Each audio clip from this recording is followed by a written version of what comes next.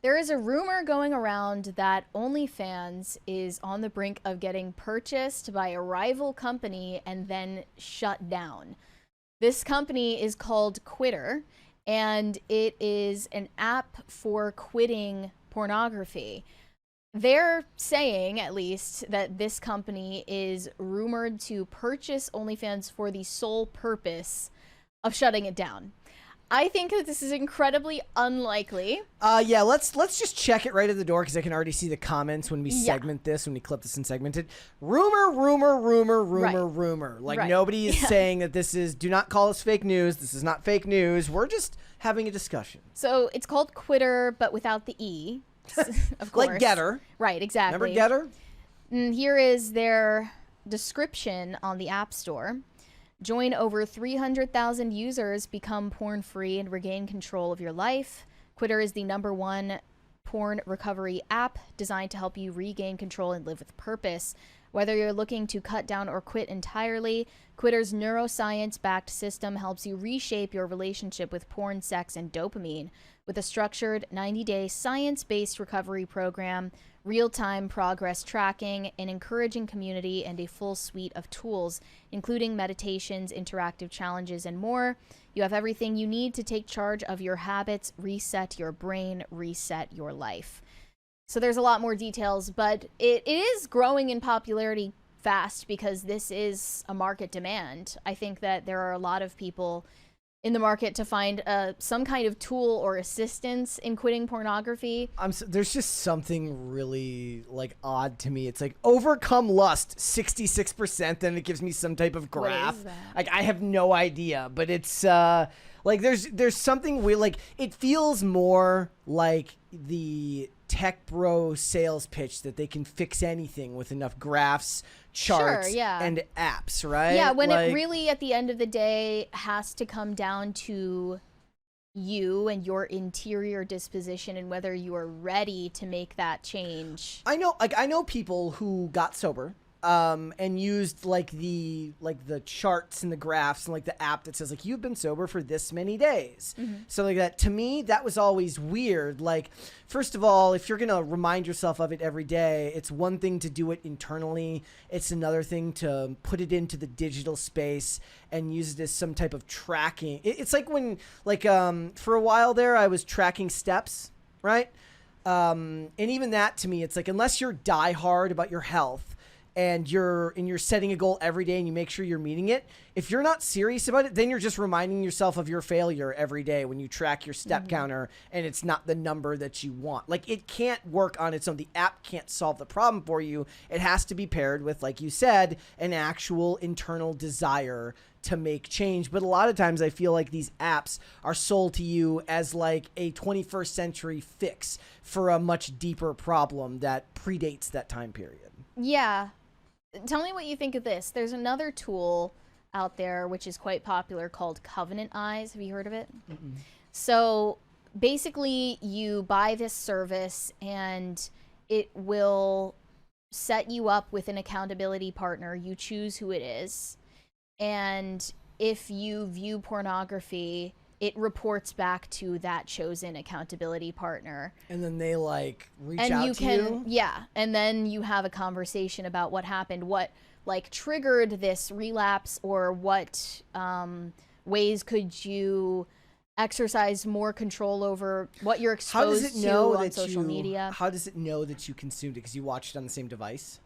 It's on any device that you register the program on the device. I mean, so it just seems like for people just like cheating, like lying, basically finding lying a different to themselves. Device. Sure, but then at the same time, you have to think like, would they really be making this huge investment otherwise if they weren't serious? I know there are a lot of. I'm sure that's happened, and I'm sure that's common, but the deterrent obviously is that you are paying for this service, and you must be really serious about it if you set up an accountability partner who is actually a person you know in your real life. So there's that, and then it can detect whether you're looking at pornography just through its algorithm. Like it can basically determine no matter what the platform is that you're accessing, which is why I would say it's more effective than like putting like blockers on, like downloading blockers on your those things device. that you can to stop yourself from using your phone. You can put your phone in like a lockbox that unlocks at a specific time. That's good for just, you know, exercising control Yeah. over your screen time, let alone anything related to like pornography. I guess I would equate that similar to like the idea of like if you're having trouble working out, hiring somebody to a personal trainer is good to get you going into the habits, and then the hope is that you continue on once the habits are formed. Yeah. But it's just crazy that's like a thing. But at all. it's crazy because it makes you realize like the level that people feel they've lost control over their own lives and their actions. So if they're resorting to something that sounds so extreme, that only proves the point, of course, that there is a market demand for services and tools and apps like this, like Quitter. So I looked into this. Someone asked Grok for a fact check on the rumor that they are thinking about buying OnlyFans. They said the idea of Quitter trying to buy OnlyFans to shut it down sounds wild, but Quitter has been making waves. It says 3 young men built it to help Gen Z ditch porn addiction, and it's apparently pulling in $250,000 a month just 4 months after launch. They've got... they're aiming for viral stunts to get attention, so a buyout and shutdown of OnlyFans rumor could be part of their playbook to stir the pot. Mm-hmm. However, even making that much money per month, they're at $250,000 per month. That is nowhere near the amount of capital that they would need to have already in order to buy out OnlyFans, which is, as of 2024, valued at approximately $18 billion, which is 8 times more than their valuation in 2020. And if you recall, 2020 was the year that OnlyFans blew up in popularity because all of these people were shut into their homes, lost their jobs. They were probably watching and making pornography more than ever because of those circumstances. And it's only gotten bigger and bigger since.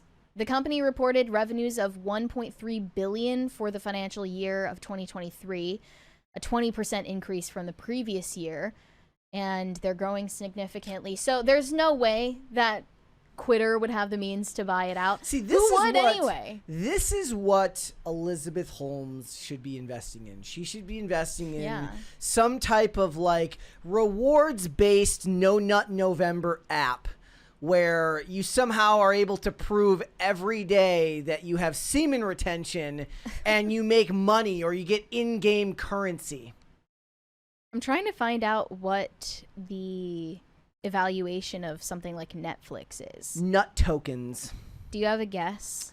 High billions. So do you think like on par with the 18 billion estimate? Way higher. Like hundreds of billions? Yes. Still, though, like to consider the size of OnlyFans and the porn industry in general compared to mainstream entertainment, it's shockingly... 503 billion as of May 16th. Yeah. But that's not a testament to like Netflix being more popular. It's just that OnlyFans is on the rise more than mainstream entertainment is, unfortunately. And well, no, I think the porn industry is... A certain amount of that would also be regards to being advertiser friendly. Mm-hmm. Like there's more, especially since Netflix added ad tiers and they monetize in other ways. It's a advertiser friendly medium. So it was back in 2022, am I correct, that OnlyFans was playing with the idea of going safe for work only? Sounds like that, or it was like there was around that time. No, there was a period of time where they wanted to move into like the Patreon area in like. But wasn't that like in 2022? It was before that.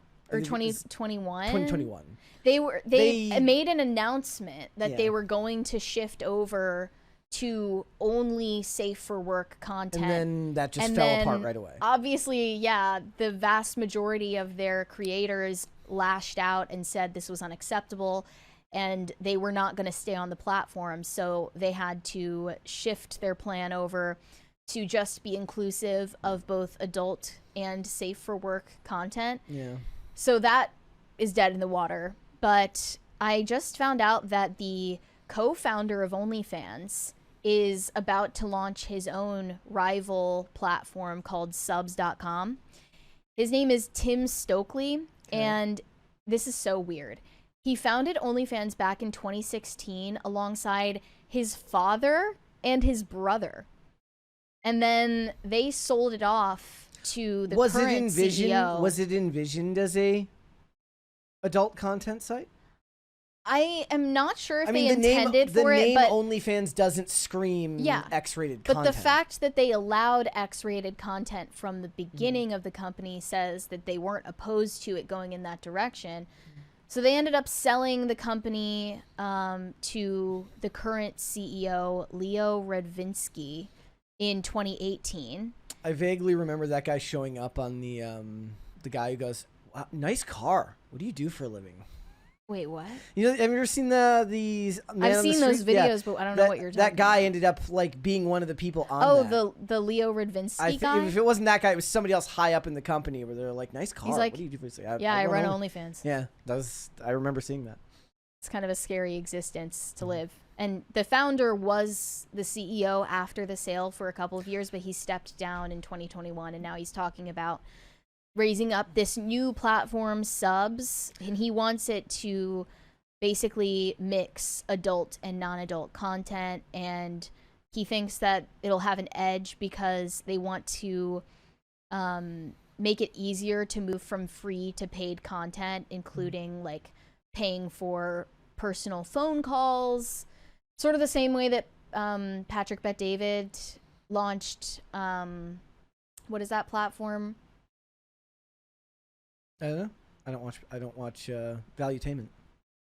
But he launched a platform that's like subscription, and you can DM or have phone calls with different influencers. The other thing that I see, I don't know, like the other thing that I see as an issue for an app like Quitter is like with most of these services, just like a dating app, their business model is supposed to supposedly get you to eventually leave it, right? Like on Bumble, eventually, if it works the way it's supposed to, you shouldn't need it anymore. Is the idea here that eventually you'll have quit and you won't need the app anymore? Then they have to find another reason to keep you on. Because if it's like no business venture like this, however well-intentioned, is ever entirely without, personal interest. I think they wouldn't be as worried about that because... Minect, is that what it's called? Yeah, Minect is, Thank you, guys. is correct. They wouldn't be as worried about that because porn addiction is so widespread that so you're is almost needing a gonna husband. have. So is needing a husband or a wife. What you mean in regard to dating apps? Yeah, and they still sell you a lifetime membership. On Tinder? But I think Bumble sells like a lifetime membership or something like that. One of them did. Wild.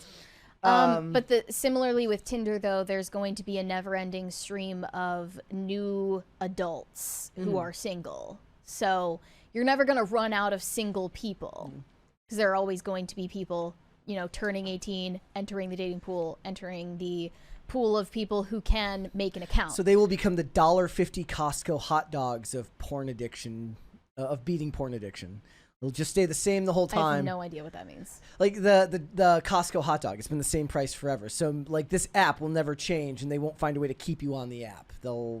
It won't. I don't evolve. think that they foresee ending porn addiction in the world and losing a customer base. Yeah. No, I mean it's just one effort out of many thousands of different ideas. It says there's a panic button.